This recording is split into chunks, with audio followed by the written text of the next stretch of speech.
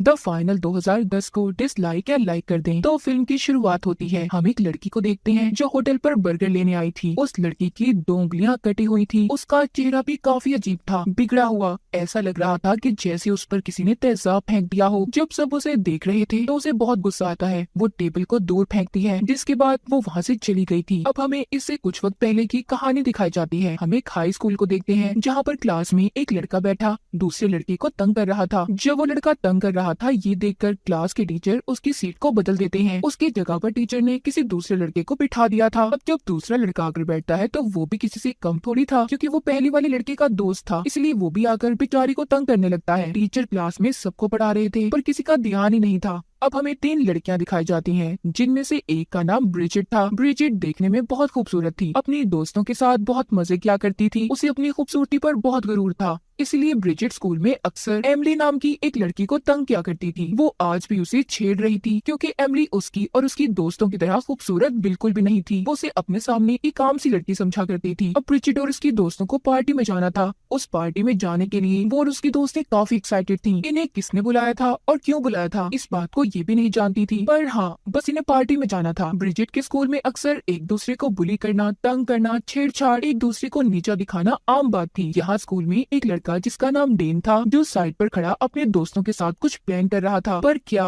कोई भी नहीं जानता था। अब वो अपने एक दोस्त के साथ जंगल वाले घर में जाता है, जो उसके अंकल का था। वहाँ पर जाकर डेन बियर ट्रैप्स को लगा रहा था, यानी कि वो एक किस्म का जाल बिछा रहा था। तभी उसके पास एक आदमी आता है जो उसके पास ही वाले घर में रहा करता था। वो डेन से ये कहता है कि ऐसे तो तुमसे ट्रैप्स नहीं लगेंगी, आओ मैं तुम्हें कुछ और चीजें देता हूँ। दरअसल वो आदमी एक रिटायर्ड ऑफिसर था। इसके बाद हमें स्कूल का सीन दिखाया जाता है। स्कूल में डेन और उसके दोस्त बैठे जब बात कर रहे थे, तो उन पर वही लड़के जो डेन और उसके दोस्तों को तंग किया करते थे दूध का पैकेट फेंक देते हैं। ये देखकर डेन का दोस्त जब बात करने जाता है तो तंग करने वाले लड़कों ने उसे भी बातें सुनाकर वहाँ से भेज दिया था। डेन और उसके दोस्त अपनी रोज रोज ऐसी बेइज्जती से तंग आ चुके थे, इसलिए डेन ने यहाँ पर पार्टी का प्लान बनाया था, जिस पार्टी में ब्रिजिट और उसकी दोस्त ने जाने की बात कर रही थी। जी हाँ, वो पार्टी डेन ने ही रखी थी, पर इस बारे में कोई भी नहीं जानता था। जो जंगल वाले घर में थी, ये एक सीक्रेट कॉस्ट्यूम पार्टी थी। मतलब जितने स्टूडेंट जिनको पार्टी में बुलाया गया था, उन्हें अलग अलग तरह के कपड़े पहनकर पार्टी में आना था। उधर एमिली अपने घर में रात को बैठी डायरी लिखती है, जिसमें वो ये लिख रही थी कि सब कुछ ठीक है, हालांकि उसके साथ कुछ भी ठीक नहीं था। अगले दिन डेन का दोस्त बाथरूम में कैमरे को ठीक कर रहा था, जो शायद उनके प्लान का हिस्सा था। तभी वहाँ पर वही 2 लड़के आ जाते हैं जो क्लास में अक्सर उसे तंग किया करते थे। वहाँ पर डेन भी आ गया था। जब वो लड़कों से अपने दोस्त को बचाने की कोशिश करता है तो वो उसे भी पकड़कर बहुत मारते हैं। वो उनकी काफी बेइज्जती कर रहे थे और डेन और उसके दोस्त को ये भी कहते हैं कि तुम हमारा मिलकर भी कुछ नहीं बिगाड़ सकते। जब ये लड़के दोबारा डेन के दोस्त को कैंटीन पर तंग कर रहे थे, तो वहाँ पर कर्टस नाम का लड़का भी डेन के दोस्त के लिए कैंटीन में उन लड़कों से बहुत लड़ता है और उन्हें मारता भी है। कर्टस एक बहुत ही अच्छा इंसान था, उसने आज तक किसी को तंग नहीं किया था और ना ही कभी किसी के साथ कुछ बुरा। उधर डेन अपने घर में गन्स को चेक कर रहा था। वो अपने एक दोस्त के साथ अपने जंगल वाले घर में जाकर बहुत से कैमरास को लगाता है, क्योंकि जो कुछ ये पार्टी में करने वाला था, ये चाहता था कि सब कुछ रिकॉर्ड हो जाए और नेट पर भी दिखाया जा सके। अब रात को डेन और उसके बाकी के दोस्त, जिनमें एमिली भी शामिल थी, सब अपनी अपनी बेइज्जती को बैठे याद कर रहे थे कि स्कूल में सब उन्हें कितना तंग करते हैं। वो दिन आ गया था जिस दिन ब्रिजिट और उसकी दोस्तों को पार्टी में जाना था। ब्रिजिट और उसके बाकी की दोस्तें पार्टी में जाने के लिए तैयार हो रही थी, मगर एक दोस्त जाने से मना कर देती है, क्योंकि उसकी तबीयत कुछ ठीक नहीं लग रही थी, इसलिए वो नहीं जाना चाहती थी। मगर फिर भी ब्रिजिट और उसकी दोस्तें अपनी दोस्त को पार्टी में जाने के लिए मना ही लेती हैं। डेन और उसके दोस्त भी पार्टी के लिए तैयार थे। वो सभी पार्टी शुरू होने से पहले प्रेयर दुआ कर रहे थे कि शायद गॉड उन्हें कोई इशारा दे दे कि वो जो काम करने जा रहे हैं उससे रुक जाएं, पर उनके साथ ऐसा कुछ नहीं हुआ था। सब यही समझते हैं कि गॉड भी उनके साथ ही है, मगर गॉड तो दूसरे लोगों को इशारा दे रहे थे। जैसे ब्रिजिट की दोस्त की तबीयत खराब हो गई, हालांकि उस वजह से उन्हें पार्टी में जाने से रुक जाना चाहिए था, पर वो तो पार्टी में जाकर अपनी खूबसूरती से दूसरों को जलाना चाहती थी। ब्रिजिट के बाकी के दोस्त भी जब पार्टी में जाने के लिए निकल रहे थे, तो रास्ते में एक पुलिस ऑफिसर उन्हें रोक लेता है। ये सब उनके लिए गॉड के इशारे ही थे, पर वो सब तो बस पार्टी में जाना चाहते थे। खैर, सब लोग उस जगह पर पहुंच जाते हैं जहाँ पर सभी को एक ट्रक में बिठा पार्टी वाली जगह पर लेकर जाना था। ये सब पार्टी में पहुंच गए थे। पार्टी भी शुरू हो जाती है। यहाँ पर वो लड़का कर्टस भी आ गया था, जिसको इन्होंने पार्टी में बुलाया ही नहीं था, क्योंकि इस पार्टी में सिर्फ उन लोगों को बुलाया गया था जो बुरे थे, हमेशा सबके साथ बुरा किया करते थे।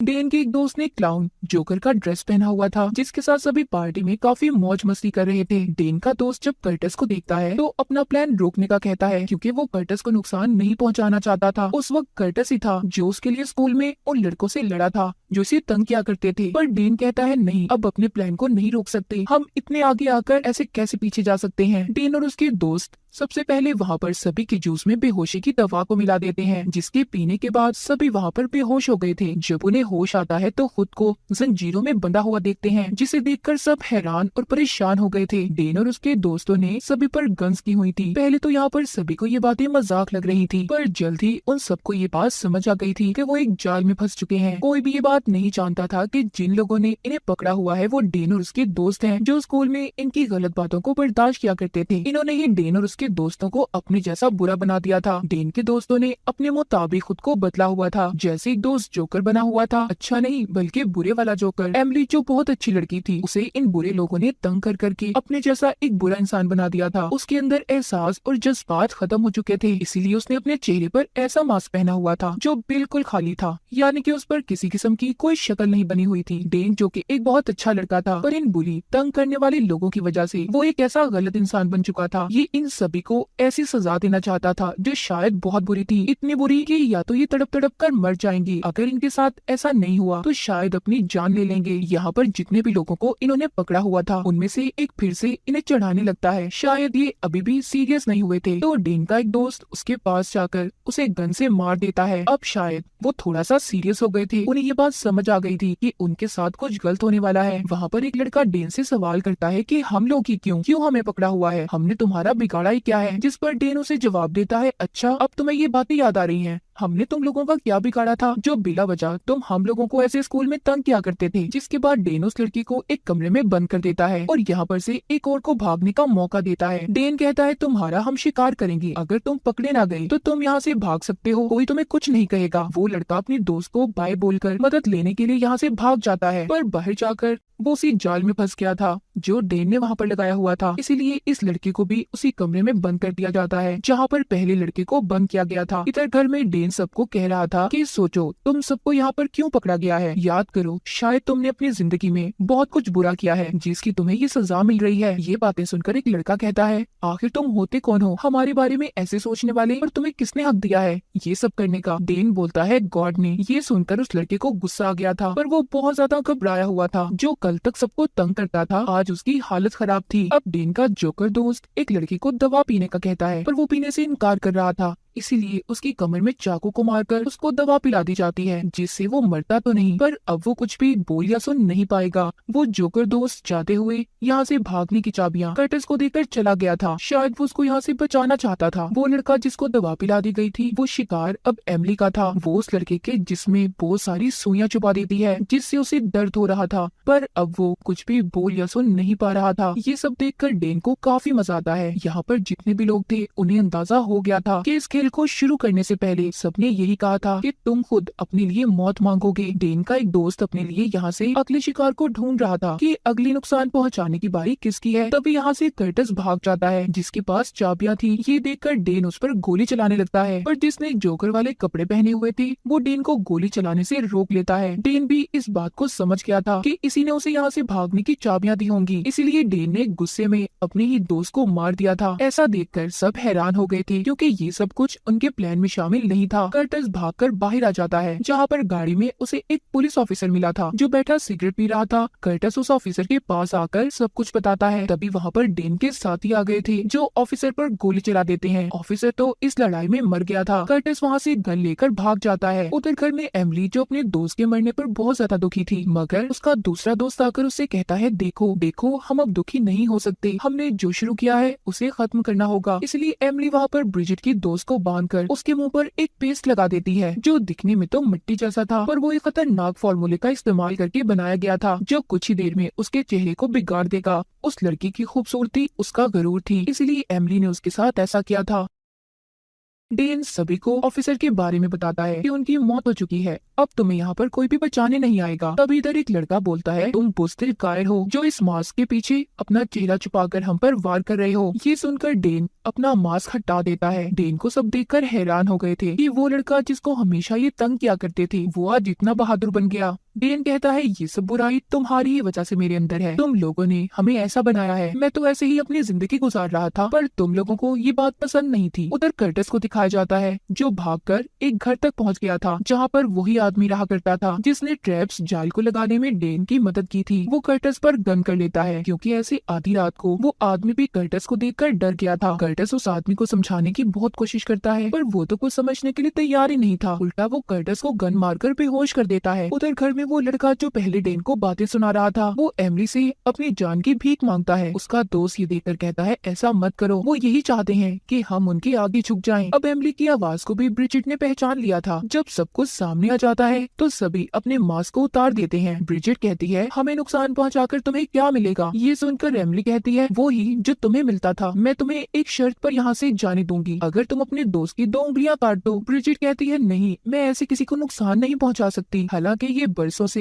एमिली को नुकसान पहुंचाती आ रही थी। जो बात इसको शायद अब याद नहीं थी। जब ब्रिजिट एमिली की बात को नहीं मानती तो ये अब उसके दोस्त को मौका देती है। वो तो जैसे सब करके यहाँ से जाने के लिए तैयार था, इसीलिए वो ब्रिजिट की 2 उंगलियों को काट देता है। दूसरी बारी अब ब्रिजिट की थी, उसे भी अपने दोस्त के साथ ऐसा ही करना था। उधर कर्टिस को दिखाया जाता है जिसको बेहोश करके आदमी ने कुर्सी पर बांधा हुआ था। जब उसे होश आता है तो वो कर्टिस को अब अपनी कहानी सुना रहा था कि मैं एक आर्मी ऑफिसर था, मैंने बहुत बार मुल्क की मदद की है। अब ये सब बातें सुनकर कर्टिस कहता है, आप एक बार फिर हीरो बन सकते हैं, प्लीज मुझे खोल दो और पुलिस को कॉल कर दो, मेरे दोस्तों की जान खतरे में है। ये बातें सुनकर जब वो आदमी बाहर चेक करने जाता है तो उसे जाल में फंस गया था जिस पर उसने कहा था कि ये जाल काम नहीं करेगा, वो ही जाल जो इसने डेन के साथ लगाया था। तभी वहाँ पर डेन का एक दोस्त आ जाता है जो उसे मारने वाला था, पर वो आदमी उसे ही मार देता है। कर्टिस भी अब उसके घर से आजाद हो चुका था। इधर डेन के घर में ब्रिजिट जब अपने दोस्त की उंगलियां काटने लगती है तो उससे कटर को चलाया ही नहीं जाता, इसलिए एमिली ने उसके चेहरे पर भी उसी पेस्ट को लगा दिया था जो ब्रिजिट के पूरे चेहरे को बिगाड़ देता है। अब बारी थी ब्रिजिट के दोस्त की। पहले डेन उस पर अपने दिल की भड़ास निकालता है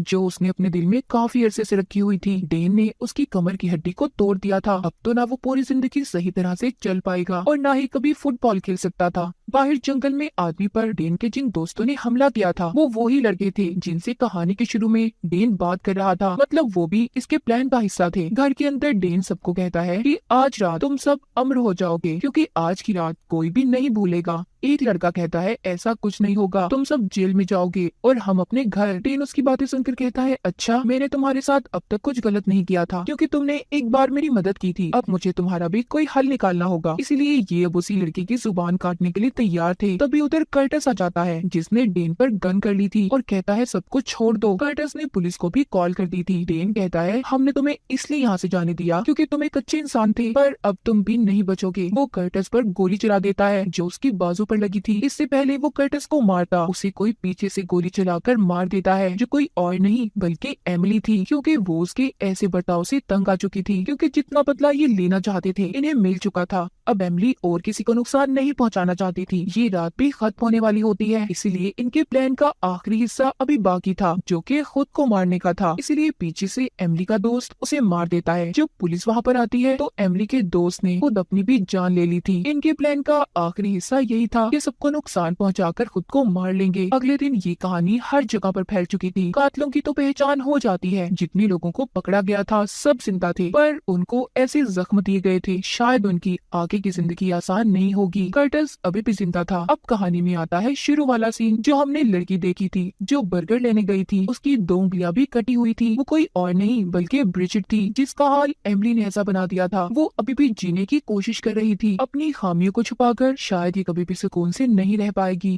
क्योंकि सामने वाले लोग इसे याद करवाते रहेंगे कि इसने क्या क्या किया था और इसका ये हाल क्यों हुआ है। तो आपके अंदर अगर कोई कमी नहीं है तो इस बात पर गरूर मत करें, दूसरों को कभी नीचा मत दिखाएं। और इसी के साथ इस फिल्म की कहानी यहीं पर खत्म हो जाती है।